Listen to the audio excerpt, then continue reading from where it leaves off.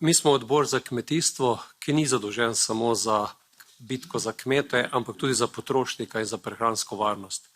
In ta dokument je prišel v obravnavo brez presoje na prehransko varnost, kar je koncev tudi zahteva držav članic, da se naredi ta zahteva, ta presoja, v kateri se bo ugotovilo, kako bo to vplivalo na količino hrane, na ceno hrane, kako bo to vplivalo na male kmetije, kar je naš cilj, da jo ohranimo, administrativne ovire, kot so dnevni vpisi v register, obvezni svetovalci na vseh kmetijah, enostavno ne bo šlo v to smer.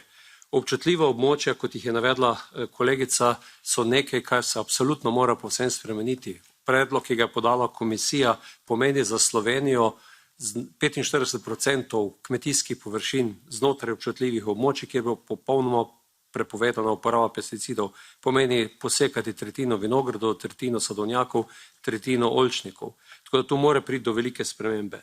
Mi moramo tudi zagotoviti, da ne bo teh birokratskih ovir, kajti kmetje, predvsem starejši na malih kmetijah, enostavno tega ne bodo morali sprejeti. Tako da razprava je nujno potrebna, vsi stremimo k tem, da zmanjšamo porabo pesticidov, to tudi počnemo v zadnjih letih, nekakor pa se ne morem strinjati niti s predlogom komisije, še manj pa s predlogom poročevalke na odboru ENVI, ki je te zahteve še samo dvignila.